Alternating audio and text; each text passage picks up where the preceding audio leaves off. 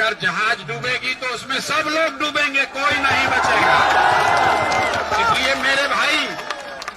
इसलिए मेरे भाई अगर अपना भविष्य की चिंता आपको है तो गुट में मत बटिए, प्रशांत किशोर के भी गुट में मत आइए, आप अपना गुट बनाइए। आपके साथ हम खड़े हैं। खड़े किस लिए हैं? आपके री एग्जामिनेशन के मांग के दिन हम नहीं आए थे, लेकिन जिस दिन आप पर लाठी चली है उस दिन आए हैं।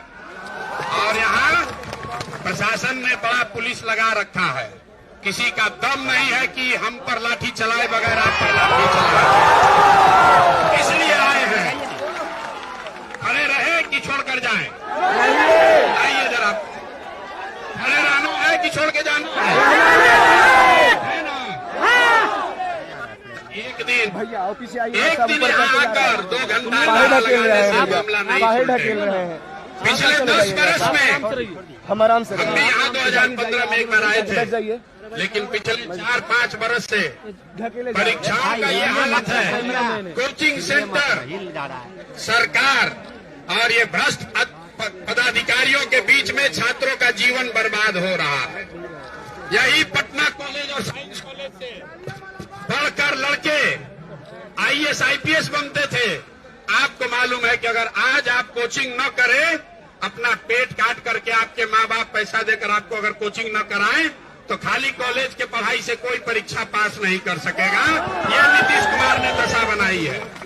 अगर ये लड़ाई लड़नी है तो भैया लंबी लड़ाई के लिए खड़ा होना पड़ेगा। 4 लाख विद्यार्थियों ने परीक्षा दिया है और यहाँ पर 4-5 हजार बच्चे आए हैं। क्यों आए हैं? सिर्फ 4-5 हजार बच्चे क्यों आए हैं? जब 5 लाख आदमी खड़ा हो गए तब सरकार आपकी बात सुनेगी। 2000 आदमी आने से नहीं होगा। देखिए गेट बंद है, हम आपको बता रहे हैं। दिल्ली में देखिए किसानों को, नरेंद्र मोदी की सरकार के खिलाफ 1 साल तक बिना पढ़े लिखे किसान खटिया मचिया लगाकर बैठे रहे, तब किसान कानून वापस हुआ। और आप चाहते हैं कि एक दिन आए गांधी मैदान में इनकलाब नारा लगाए या नीतीश कुमार डर जाए? तो भैया नीतीश कुमार की सरकार जानती है कि लड़के एक दिन आएंगे, नारा लगाएंगे और फिर थक के जाकर फिर वहीं जाकर बैठ जाएंगे। इससे बात नहीं बनेगी। अगर लंबा संघर्ष करना है, एक बार बिहार में पेपर लीक को, नौकरियों में भ्रष्टाचार को, डोमेसाइल को अगर खत्म करना है तो सभी युवाओं को खड़ा होना पड़ेगा, तभी बात बनेगी। आप तैयार हैं कि नहीं है? जोर से जरा बोलिए, हाथ उठाकर पीछे तक तैयार है कि नहीं है? तैयार है? यहाँ गांधी मैदान में क्यों बुलाया है आपको? ये जितना नेता है, नेता लोग बंगले में रह रहे हैं। हमसे अभी मीडिया वालों ने पूछा है कि सरकार ने परमिशन नहीं दिया। अब आप बताइए, यहाँ जितने छात्र आए हैं, किसका घर इतना बड़ा है कि इतना बच्चा बैठ के बात करेगा? और बच्चों के लिए गर्दनी बाग में नाला के किनारे एगो टेंट लगा कर दिया है सरकार ने। अपने बगल में रह रहा 6 एकड़ जमीन में। तो गांधी मैदान किसका है? बिहार के लोगों का है, यहाँ के कमिश्नर का नहीं है, यहाँ के सरकार का नहीं है, यहाँ के लोगों का है। और अगर हम लोग शांतिपूर्ण तरीके से बैठ के आपस में बात करने के लिए आना चाहते हैं तो किसके परमिशन की जरूरत है? किसी के परमिशन की जरूरत नहीं है भाई, नहीं है ना? गांधी मैदान सरकार का नहीं ना है। हम लोग यहाँ कोई धरना प्रदर्शन नहीं कर रहे हैं, गाली गलौज नहीं कर रहे हैं, अपनी बात कहने और आपस में मिलजुल कर बात आगे का रास्ता निकालने आए हैं। और रात में 1 बजे लिख कर दिया है कि इसका परमिशन नहीं दिया जाएगा। मेला लगाने का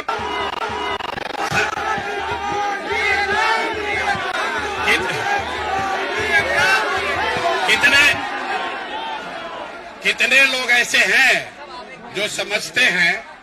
हमको बहुत लोगों ने आकर कहा कि भैया कल एग्जाम में अनियमितता हुआ है, किसी को पेपर लेट से मिला।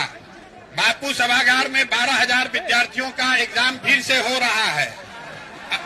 18,000 ये सरकार कह रही है कि अनियमितता हुआ है, इसका प्रमाण लाइए।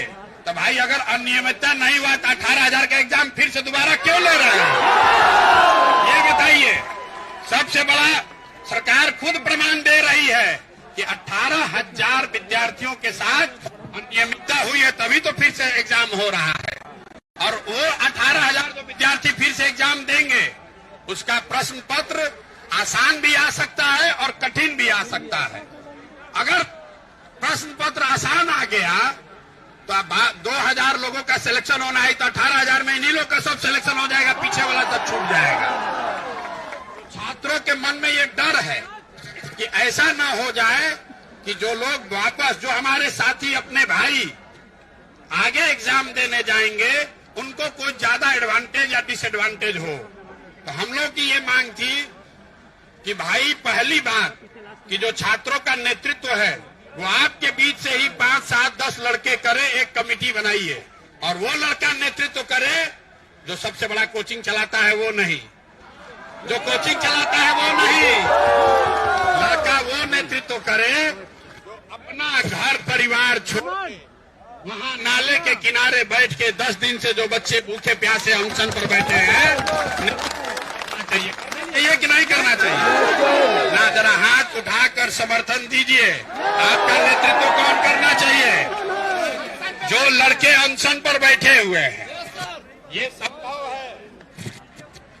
संभव है कि आप अलग अलग दलों के मानने वाले लोग हैं, ये संभव है कि आप अलग अलग व्यक्ति को नेता मानते हो, लेकिन मेरा आपसे अनुरोध है कि एक बार आपके भविष्य के लिए, अपने भविष्य के लिए जिन छात्रों ने कुर्बानी दी है, जो छात्र अनशन पर 10 दिन से बैठे हैं, उनके नेतृत्व में ही इस आगे लड़ाई को लड़ा जाए।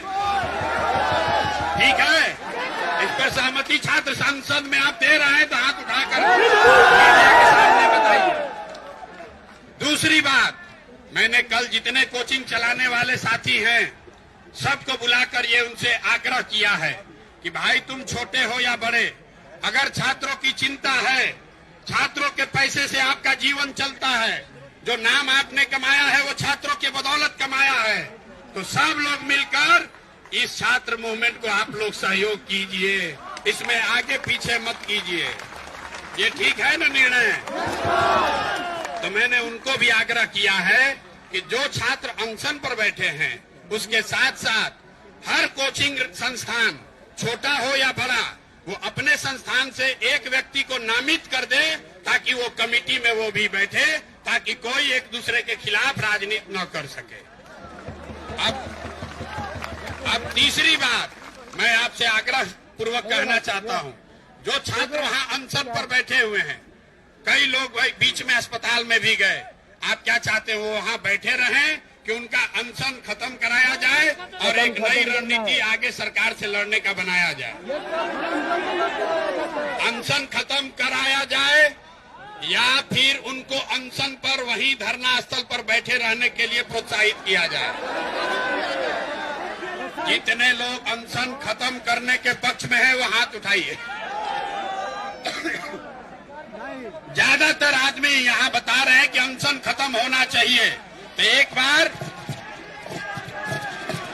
आ रहे, अगर सुन लीजिए, अभी बात खत्म नहीं हुआ यार, अगर अनशन खत्म कीजिएगा तो फिर सरकार पर से दबाव खत्म हो जाएगा।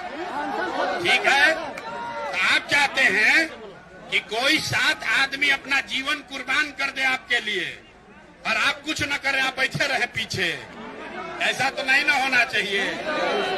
तो कोई ऐसी व्यवस्था बननी चाहिए कि आपस में हम लोग 100 विद्यार्थी रोज तय करें कि एक दिन का अनशन हम लोग करेंगे, 100 आदमी कर सकते हैं ना भाई, कर सकते हैं ना?